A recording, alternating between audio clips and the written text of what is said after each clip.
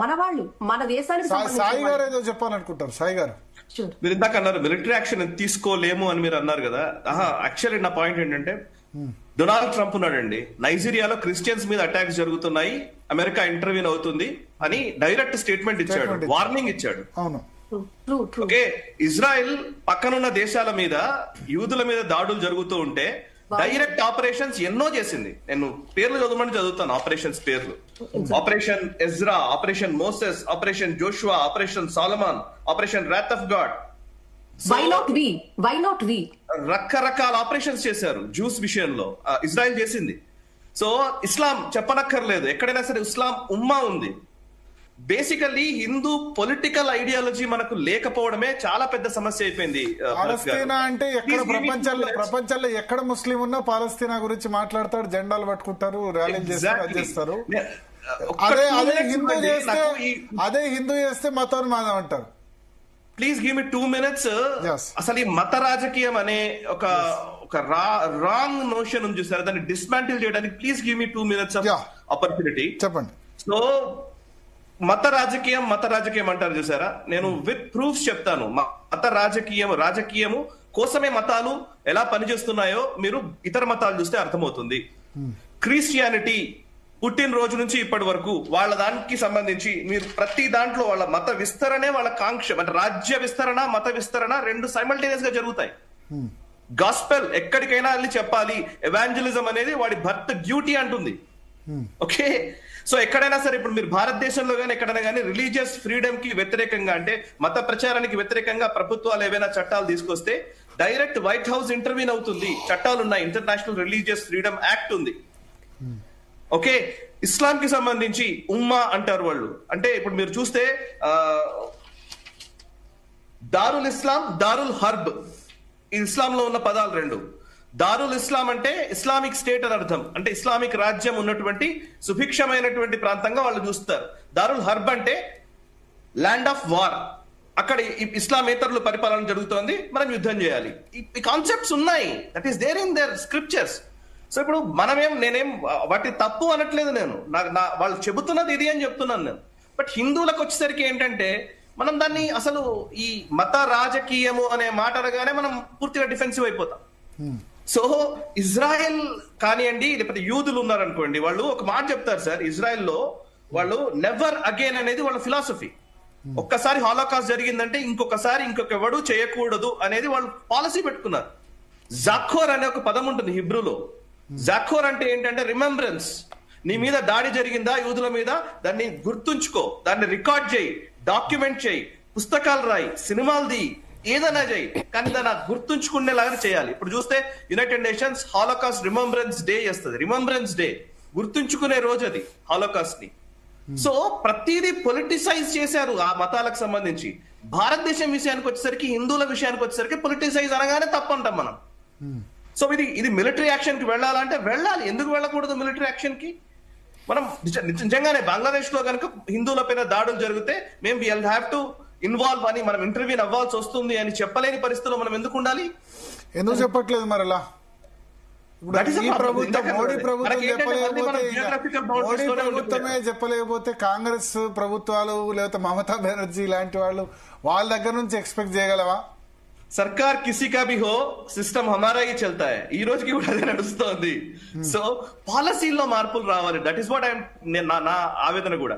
Of course yes, Sheikh Hasina ప్రభుత్వం ఉన్నప్పుడు కానీ అంత మనం ఈవెన్ మన భారతదేశము ప్రభుత్వం, ముఖ్యంగా మోదీ గారు ప్రధాని అయిన తర్వాత సుష్మా స్వరాజ్ గారి నేతృత్వంలో ఆమె విదేశాంగ శాఖ మంత్రిగా ఉన్నప్పుడే ఢాకాలో అక్కడ చాలా టెంపుల్స్ కి డబ్బులు ఇచ్చాము, మనం నిధులు ఇచ్చాము. ఒక టెంపుల్ ని పూర్తిగా రివైవ్ చేశాం మనం. అండ్ ఇంకొక పాయింట్ ఏంటంటే, మిలిటరీ ఇంటర్వెన్షన్ ఎందుకు ఉండాలంటే కేవలం హిందూ కాజ్ కోసమే కాదు. ఇంకొక పాయింట్ ఉంది ఇక్కడ.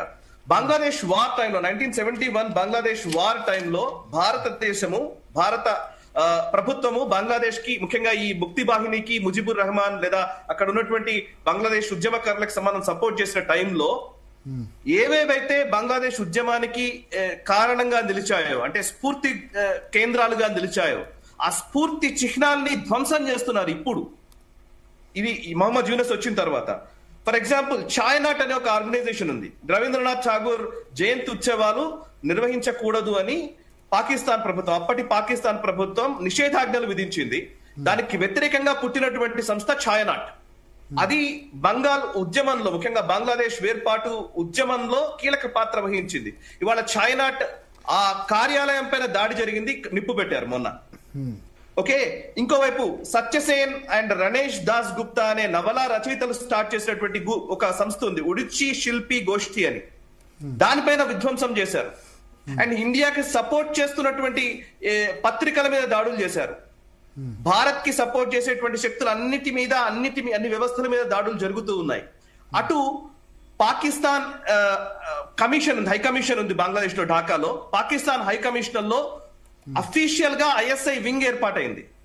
సో పాకిస్తాన్ ఇంటర్వీన్ అవుతుంది కాబట్టి, పాకిస్తాన్ ఇంటర్వెన్షన్ పెరిగిపోయింది కాబట్టి భారత్ డెఫినెట్ గా మిలిటరీ యాక్షన్ తీసుకోవచ్చు. బికాస్ పాకిస్తాన్ ఇంటర్వెన్షన్ మనం ఎలా ఒప్పుకుంటాం?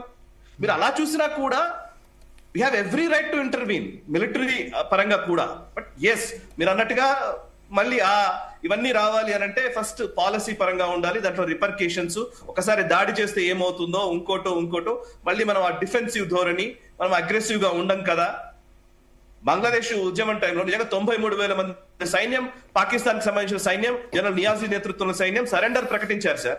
సరెండర్ ప్రకటించినప్పుడు మనం ఒక ఇంచు భూభాగం కూడా అడగలేదు. మనం ఏదో కొన్ని చిన్న గ్రామాలు అటు ఇటు ఏదో అదలా బదలా చేసుకున్నాం అంతే.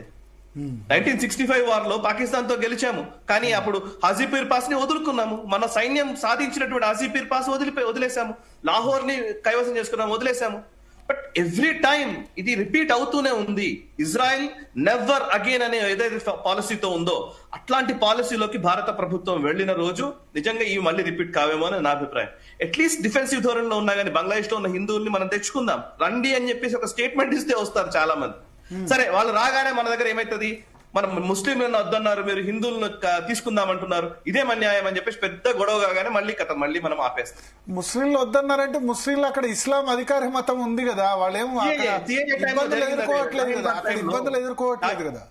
షాహీన్ బాగ్ టైంలో జరిగింది అదే కదా. 2019 డిసెంబర్ నెలలో మనం సిఐఏ చట్టాన్ని తీసుకొచ్చారు. దాని రూల్స్ ఎప్పుడు ఫ్రేమ్ చేశారు? 2024 రూల్స్ ఫ్రేమ్ చేశారు. ఎందుకు? షాహీన్ బాగ్ తోటి పెద్ద అల్లర్లు జరిగి ఇదంతా ఉద్యమం జరిగేసరికి మేము ఇప్పుడు అప్పుడే ఇంప్లిమెంట్ చేయం, 18 నెలలు ఆగుతున్నామని చెప్పి అమిత్ షా ప్రకటించారు. 2024 జనవరిలో రూల్స్ ఫ్రేమ్ చేశాం మనం, ఎలక్షన్స్ కి ముందు. యూ మస్ట్ బి రిమెంబర్, మీకు గుర్తుండి ఉంటుంది, నాకు తెలుసు కదా. This is the problem. మనము ఎప్పుడు కూడా నేను ఈ రోజున్న మోదీ ప్రభుత్వం మాత్రమే చేయగలదు కాబట్టే ఈ మాట అనేది. ఇంకెవరు చేయలేరు, చేయలేదు. జాతీయవాద ప్రభుత్వం అన్నా ఈ రోజు నిర్ణయం తీసుకోగలదన్న ధైర్యం ఉంది కాబట్టే ఈ మాట మనం మాట్లాడగలుగుతున్నాం.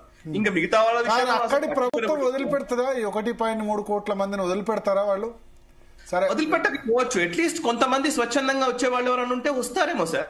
స్వచ్ఛందంగా అంటే బార్డర్స్ క్లోజ్ చేసిన తర్వాత కష్టం కదా. బార్డర్స్ అనే కాదు, ఇలాగైనా కావచ్చు, కొంతమంది రావాలనుకున్న వాళ్ళు వస్తారు కావచ్చు. అట్లీస్ట్ వాళ్ళకైనా మానవతా సాయం చేస్తారు. ఇంకోటి, పోనీ మనం తీసుకురాలేదు, మీరు చెప్పిన లాజిస్టికల్ ప్రాబ్లమ్స్ ఉన్నాయనుకుందాం. నేను ఇంకోటి అడుగుతున్నాను. ఇప్పుడు ఒక నూపూర్ శర్మ చాత కాకపోతే ఇక్కడ రండి అని చెప్పొచ్చు అంతే. మీకు అదే ఒక నూపూర్ శర్మ